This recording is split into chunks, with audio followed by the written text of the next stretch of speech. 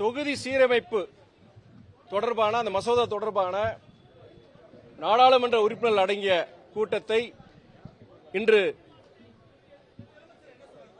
தவேக அரசு இன்று கூட்டியுள்ளது.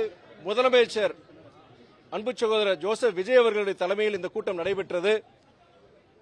எங்களுடைய கருத்துக்கள், நாடாளுமன்ற உறுப்பினருடைய கருத்துக்கள் இது.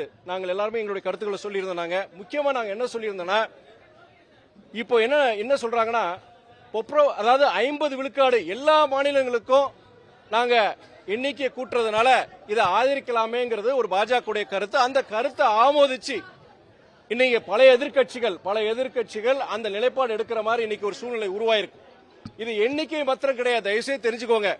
நீங்க பாஜக அரசு 50% நீங்க எல்லா மாநிலங்களுக்கும் கூட, அப்ப தமிழ்நாடுக்கு இன்னைக்கு 7.18 விழுக்காடு நாடாளுமன்றத்தில் நமக்கு இது இருக்கு. அந்த விகிதாச்சாரம் குறையாது அப்படின்னா நீங்க ஏத்துக்கலாம்னு சொல்ற மாதிரி அவங்க பாஜக சொல்றாங்க. அதை ஏத்துக்கிட்டு நல்ல விஷயம் தானே சொல்லி சொல்றாங்க, பல எதிர்கட்சிகள் சொல்றாங்க. இப்ப நாங்க என்ன சொல்லிருக்கோம்னா, இது எண்ணிக்கை அடிப்படையில் மாத்திரம் கிடையாது.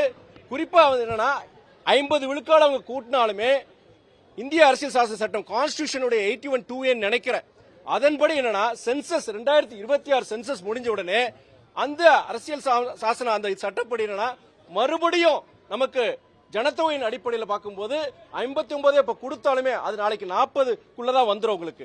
அதனால நமக்கு என்னன்னா இது ரொம்ப ஆபத்தான விஷயம். பாஜக அரசு இதை திசை திருப்பதற்காண்டி நீங்க எல்லாருக்கும் 50 விழுக்காடு நாங்க கூட்டுறோம் சொல்லி ஏத்துக்கணும்னு சொல்ற கருத்தை நம்ம ஏத்துக்க முடியாது. அது மாத்திரம் இல்லாம இன்னொரு விஷயம் என்னன்னா, இந்த டீலிமிட்டேஷன், அந்த பவுண்டரிஸ், ஒவ்வொரு தொகுதிய உடைய எல்லைகளை தீர்மானிக்கிறது யாருன்னா அந்த டீலிமிட்டேஷன் கமிஷன் தான். அது ஒன்றிய அரசு சார்ந்த ஒரு இதுதான். அவங்க என்னன்னா நாளைக்கு குறிப்பா சிறுபான்மையினருக்கு எதிரான ஒரு சூழ்நிலை உருவாக்கலாம். குறிப்பா அசாம்ல தான் நடந்திருக்கு. அசாம்ல என்னன்னா இந்த டீலிமிட்டேஷன் படி தொகுதி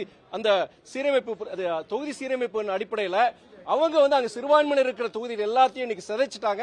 கம்ப்ளீட்டா அவங்க சிறுபான்மையினருடைய அங்க அரசியல் பிரதிநிதித்துவம் இல்லாம மாதிரி போயிருச்சு. இப்போ அது போன்ற சில இதுவும் நடக்கலாம். இன்னொன்னு என்னன்னா, பல்வேறு விஷயங்கள் இருக்கு. நீங்க அதனால இன்னொரு டீலிமிட்டேஷன் கமிஷன் கொண்டு வராங்க. டீலிமிட்டேஷன் கமிஷனுக்கு சர்வ அதிகாரம் கொடுக்கறாங்க இந்த மசோதால. அப்படி இருக்கும் பொழுது நாளைக்கு அந்த டீலிமிட்டேஷன் கமிஷன் யார் இருக்கிறாங்க? முன்னாள் உச்சநீதிமன்ற நீதிபதி, சீஃப் எலெக்ஷன் கமிஷனர், இவங்க இருக்கிறாங்க. இவங்க அடிப்படையில் முடிவு எடுப்பாங்க. நாளைக்கு ஒரு சூழ்நிலையில இந்த டீலிமிட்டேஷன் கமிஷன் எந்த முடிவு எடுக்கலாம். அப்படி இருக்கும்போது தமிழகத்திற்கு எதிரான முடிவு ஒன்றிய அரசுக்கு சார்ந்த ஒரு இதை எடுக்க போறாங்க. இன்னைக்கு 39 எம்பிகளை வச்சுக்கிட்டு காவேரி விஷயமா நம்ம பேச முடியறது இல்ல. நம்முடைய ஜிஎஸ்டி சம்பந்தமா, நம்மளுடைய தமிழ்நாட்டுக்கு வர வேண்டிய நிதி சம்பந்தம் எதுவும் பேச முடியல. அப்படி இருக்கும் பொழுது நாளைக்கு இவங்க 50 விழுக்காடு மேல கூட்ட போறேன்னு சொல்லிட்டு, ஆனா அரசியல் சாசனப்படி அது குறையும் பொழுது மறுபடியும் தமிழ்நாட்டுக்கு மிகப்பெரிய ஒரு பாதிப்பு உருவாக்குறதுனால இன்றைய கூட்டத்தில் என்ன முடிவு எடுக்கப்பட்டதுன்னா, ஸ்டேட்டஸ்கோ, அதாவது 1975 2001 எடுத்த முடிவு அது அப்படியே ஃப்ரீஸ் பண்ணணும். 39 இருக்கிற நம்முடைய தமிழ்நாடு எண்ணிக்கை 39 நாடாளுமன்ற உறுப்பினர் எண்ணிக்கை அது தொடர வேண்டும். அது எந்த மாற்றமும் கொண்டு வரக்கூடாது.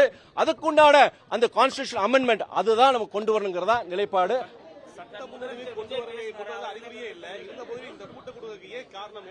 நீங்க டெல்லியில பொறுத்த வரைக்கும் இந்த கான்ஸ்டிடியூஷன், அதாவது இந்த டீலிமிட்டேஷன் பில், இந்த தொகுதி மறுவரை சம்பந்தமான அந்த நகர்வுகள் அங்க ஒன்றிய அரசு எடுத்துட்டு இருக்காங்க. அரசியல் கட்சி தலைவர்களை சந்திக்கிறாங்க. இது நீங்க ஆதரிக்கலாமே, நீங்க 50 விழுக்காடு அடிப்படையில் எல்லா மாநிலங்களும் கொடுக்கிறோமே, இப்ப நீங்க ஆதரிங்கன்னு சொல்லிட்டு, அது மாத்திரம் இல்லாம அத பாஜக இந்த கருத்தை ஆதரிக்கிற மாதிரி சில எதிர்கட்சிகள் அவங்களுடைய சோசியல் மீடியா ஹேண்டில் அப்படிதான் நம்ம டீலிமிட்டேஷன் ஆதரிக்கலாம்னு சொல்லிட்டு அந்த முடிவு எடுத்த மாதிரி தெரியுது. நீங்க இந்த தமிழ்நாடு பொறுத்த வரைக்கும் நீங்க இந்த சோசியல் மீடியா ஹேண்டில்ஸ் போய் பாருங்க. நீங்க அதுல பொறுத்த வரைக்கும் அவங்க ஐடி விங்ல பொறுத்த வரைக்கும் இந்த மாதிரி கொண்டு வந்து நம்ம ஆதரிக்கலாங்கிற ஒரு நிலைப்பாடு எடுத்திருக்காங்க. அதாவது குரங்கு குட்டியை விட்டு ஆழம் பார்க்கிற கதையை நடக்கிற மாதிரி எங்களுக்கு தெரியுது.